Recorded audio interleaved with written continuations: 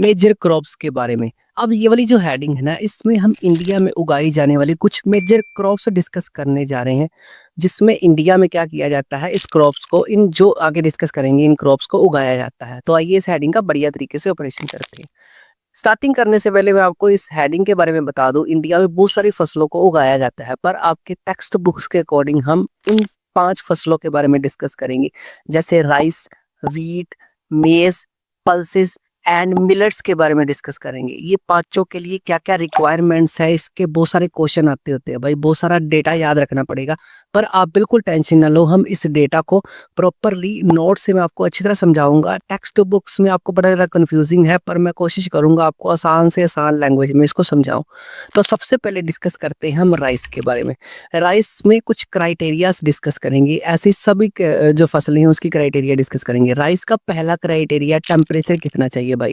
Temperature इसको चाहिए, high temperature होना चाहिए, जिसमें आपने एग्जैक्ट टेम्परेचर बोले तो 25 डिग्री सेल्सियस राइस के लिए आपने याद रखना है। और मैं बता दूं, राइस कौन सी क्रॉप है, खरीफ क्रॉप है। खरीफ क्रॉप मतलब जो मैंने पिछले 3 सीजन्स कराए हैं, 3 क्रॉपिंग पैटर्न इंडिया में करवाए हैं, उसमें से राइस कौन से पैटर्न में उगाया जाता है, खरीफ क्रॉप में। अगली बात राइस की आती है रेनफॉल। एनुअल कितना रेनफॉल चाहिए राइस को, तो 100 सेंटीमीटर। 100 सेंटीमीटर यहाँ पर राइस की कल्टीवेशन के लिए रेनफॉल होना जरूरी है, अगर राइस की कल्टीवेशन अच्छी होनी चाहिए। आगे बात करते हैं ग्रोन इन, कौन कौन से इंडिया के स्टेट्स में इसको ग्रो किया जाता है। तो ग्रो किया जाता है पंजाब, पंजाब के साथ by one get one free state कौन सी है, हरियाणा। हरियाणा के बाद यूपी मतलब उत्तर प्रदेश, लास्ट में एक्सेप्ट्रा। जितने भी एक्सेप्ट्रा आएंगे मैं नोट्स में दे दूंगा, पर सफिशेंट है, आप अपने क्वेश्चन को इंप्रेसिव बनाने के लिए इतना सारा डाटा लिख सकते हो, सफिशेंट है, ठीक है। उसके बाद अगला क्राइटेरिया है सोइल।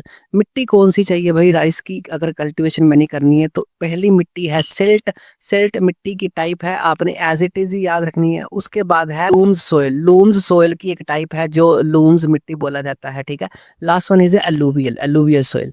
तो यहाँ पर एलुवियल के ब्रैकेट में मैंने लिखा है बेस्ट सोइल। अगर राइस की कल्टीवेशन करनी है तो उसके लिए बेस्ट सोइल कौन सी है, एलुवियल। आपको यहाँ पर इन बिटवीन एमसीक्यूज में क्या क्वेश्चन आएंगे, रेनफॉल कितनी चाहिए, बेस्ट सोइल कौन सी है भाई राइस के लिए, तो एलुवियल सोइल। अगर टेम्परेचर कितना चाहिए, तो ये सारा लिखना है आपने। उसके बाद लास्ट क्राइटेरिया अदर्स में मैंने रखा है, और भी बहुत सारी बातें राइस के लिए जो आपने एग्जाम पॉइंट ऑफ व्यू से याद रखनी है। तो अदर बातों में पहली बात आपने याद रखनी है, ये स्टेपल क्रॉप है। स्टेपल फूड बोल दो, स्टेपल क्रॉप बोल दो, मतलब ये इंडिया में सबसे ज्यादा पसंद किए जाने वाली क्रॉप में से एक है। आपको आ सकता है इंडिया की स्टेपल फूड क्रॉप कौन सी है, तो राइस आपने लिखना है, जो सबसे ज्यादा पसंद लोग करते हैं इसको, ठीक है। उसके बाद अगली अदर बात आपने राइस में क्या याद रखनी है, जो इंडिया है वर्ल्ड का सेकंड लार्जेस्ट प्रोड्यूसर है राइस को प्रोड्यूस करने में।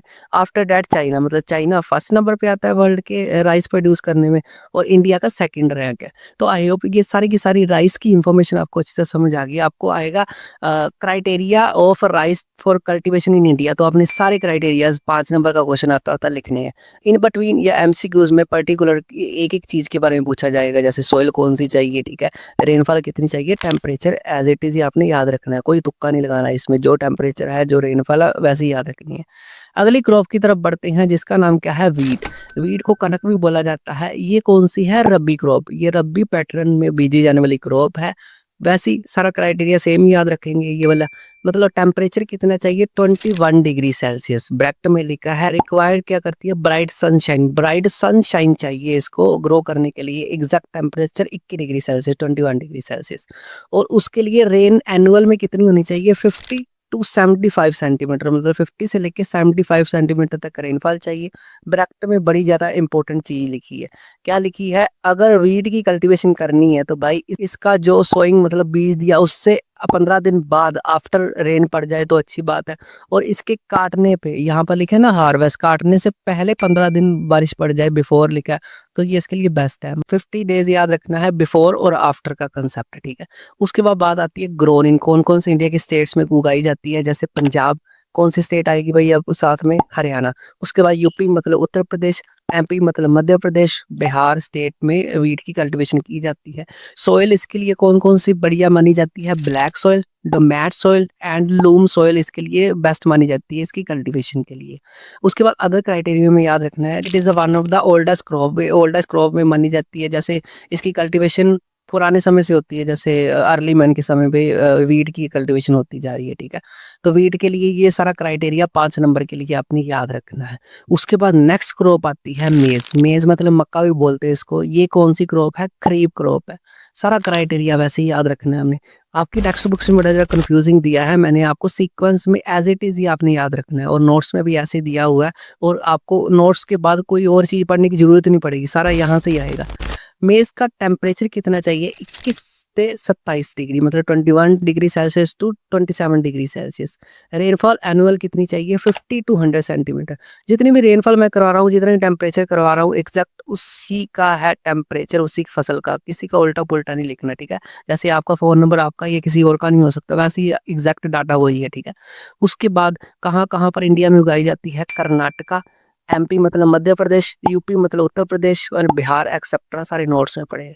सोइल की बात करें तो ओल्ड एलुवियल सोइल, एलुवियल की ओल्ड जो टाइप है सोइल की, वो इसके लिए बेस्ट मानी जाएगी मेज़ के लिए।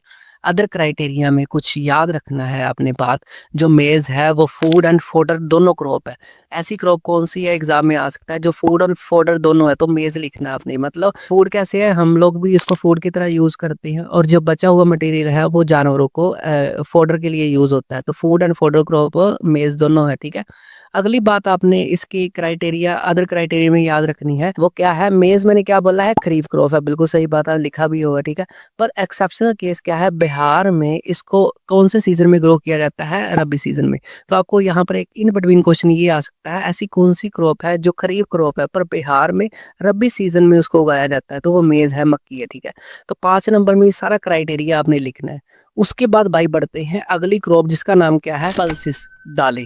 दालें कौन सी है? रबी और खरीफ दोनों ही फसलें हैं। आपको आ सकता है ऐसी कौन सी फसल है जो रबी भी या खरीफ सीजन में भी उगाई जाती है? तो वो पल्सिस है, दालें हैं। पल्सिस करने से पहले कुछ पल्सिस याद रखनी पड़ेगी, जैसे तुर भी एक दाल है, उड़द भी एक दाल है, मूंग भी एक दाल है, और मसूर भी एक दाल है। प्रैक्टिकल कैसे कर सकते हो? लाइव अपने किचन में जा सकते हो, मॉम से पूछ सकते हो, यहाँ पे कौन सी दाल है, कौन सी पल्सिस कौन सी है, उसका नाम देखो, उसकी शक्ल देखो, वो भी आप एग्जाम में लिख सकते हो। इसके अलावा भी आप कोई टेंशन की बात नहीं है। क्राइटेरिया क्या याद रखना है? सेम। टेम्परेचर कितना चाहिए पल्सिस को? 25 to 30 degree Celsius. Rainfall annual में कितनी चाहिए? 50 टू 75 सेंटीमीटर में रेनफॉल चाहिए। कहाँ कहाँ पर उगाई जाती है? एमपी मतलब मध्य प्रदेश, राजस्थान, महाराष्ट्र, यूपी मतलब उत्तर प्रदेश में दाल की खेती की जाती है, पल्सिस की खेती की जाती है। उसके बाद अगर बात आती है सोइल, सोइल सभी प्रकार की सोइल्स में ये उग जाती है, जैसे लिखे ना ऑल टाइप्स ऑफ सोइल। पर इसके लिए बेस्ट सोइल कौन सी है? Dry light soil. Dry light soil में ये बेस्ट ग्रो करती है। अगली अदर क्राइटेरिया में आपने ये बात नोट रखनी है पल्सिस की, जो पल्सिस है रिस्टोरिंग सोइल फर्टिलिटी, मतलब रिस्टोर कर देती है फर्टिलिटी को। अगर सोइल की फर्टिलिटी कम है तो अगर पल्सिस कोई किसान उगाता है तो फर्टिलिटी बढ़ा देती है, मिट्टी की उपजाऊ शक्ति बढ़ा देती है पल्सिस। दूसरी बात, जो इंडिया है लार्जेस्ट है पल्सिस का प्रोड्यूसर भी है और कंज्यूमर भी है, मतलब प्रोड्यूस भी करता है, उगाता भी है दालें, और कंज्यूम भी करता है, खाता भी है दालें। तो अपनी सारा क्राइटेरिया ये पल्सिस के बारे में याद रखना है। आई होप ये पल्सिस भी आपको अच्छी तरह समझ आ गई। उसके बाद लास्ट जो फसल है वो कौन सी है? मिलेट्स। मिलेट्स बेसिकली करने से पहले आपने कुछ फैक्चुअल डिटेल मिलेट्स की याद रखनी पड़ेगी। जैसे पहली है also known as coarse grain. Millets को कोर्स ग्रेन भी बोला जाता है। कोर्स ग्रेन का मतलब क्या होता है? मोटे अनाज की फसलें, जिसका अनाज, जिसका बीज क्या होता है? मोटा होता है। तो आपको आ सकता है इन बिटवीन कोर्स ग्रेन फसल कौन सी है? तो मिलेट्स है। दूसरी हाई न्यूट्रिशन वैल्यू होती है, इसमें न्यूट्रिशन सबसे ज्यादा पाए जाते हैं एज कंपेरेटिवली सभी जो फसलों से। अगली बात, rich in iron and calcium. यहाँ पर आयरन इसमें और कैल्शियम सबसे ज्यादा पाया जाता है मिलेट्स में। अब बात करते हैं मिलेट्स का फैक्चुअल डिटेल, जो एग्जाम में काफी बार पूछी गई है। जो मिलेट्स है वो 3 टाइप की मिलेट्स इंडिया में उगाई जाती है। पहली है ज्वार, दूसरी है बाजरा, एंड लास्ट वन इज रागी। आपको आ सकता है मिलेट कितनी टाइप का है, तो आपने तीनों लिखना है, ज्वार, बाजरा एंड रागी। ज्वार, बाजरा और रागी का कुछ क्राइटेरिया वैसे ही डिस्कस करेंगे, जैसे सोयल, ग्रोन इन और अदर में। तो पहला ज्वार में क्या याद रखना है? सोयल। ज्वार की सोयल कौन सी है? Sandy soil, shallow black soil. जो एक सैंडी सोयल में ग्रो की जाती है और शैलो ब्लैक सोयल में ग्रो की जाती है ज्वार की जो फसल होती है। कहाँ-कहाँ पर उगाई जाती हैं? महाराष्ट्र और कर्नाटका एक्सेट्रा में ज्वार की खेती की जाती है। और यहाँ पर अदर क्राइटेरिया में क्या याद रखना है, ये रेन फेड क्रॉप है। रेन फेड क्रॉप मैंने पहले ही बताया, ऐसी क्रॉप है जिसके लिए ज़्यादा पानी की ज़रूरत नहीं होती, मतलब ऐसे एरियाज़ में उगाई जाती है जहाँ पर पानी की कमी होती है, बारिश कम पड़ती है। तो रेन फेड क्रॉप कौन-सी होती है? जहाँ जिसको बारिश की कम ज़रूरत पड़ती है। दूसरा पॉइंट है इसका नीड लेस इरिगेशन, इसको कम इरिगेशन चाहिए, कम पानी चाहिए। अगली बात आती है बाजरा की। बाजरा की सॉइल कौन-सी है? सैंडी सॉइल और शैलो ब्लैक सॉइल में उगाई जाती है बाजरा। और अगला यहाँ पर कौन-कौन से इंडिया की स्टेट्स में उगाई जाती है? यूपी मतलब उत्तर प्रदेश और गुजरात में। और ये अदर बात आपने क्या याद रखनी है, ये फॉडर क्रॉप है। और दूसरा जो ज्वार है वो भी फॉडर क्रॉप है। तो ज्वार और बाजरा फॉडर क्रॉप है और रागी फॉडर क्रॉप नहीं होती, तो ये बात आपने नोट रखनी है। अगली बात लास्ट, रागी जो मिलेट्स की थर्ड टाइप है। सॉइल कौन सी है? Black soil and Sandy loom soil में उगाई जाती है। इंडिया के कौन-कौन सी स्टेट्स में? तमिल, यूके मतलब उत्तराखंड एंड कर्नाटका में उगाई जाती है। अदर बात क्या याद रखनी है रागी के बारे में? ड्राई रीजन क्रॉप है ये, ड्राई रीजन्स में सबसे ज़्यादा उगाई जाती है, मतलब जहाँ पर सूखा ज़्यादा होता है, ठीक है। आई होप ये तीनों के तीनों क्राइटेरिया आपको अच्छे से समझ आ गए। Jowar, bajra and ragi are types of millets, ठीक है। आई होप ये सारी की सारी स्लाइड आपको अच्छे से समझ आ गई। जो मेजर क्रॉप थी, हमने इन सभी क्रॉप्स के बारे में पढ़ा है।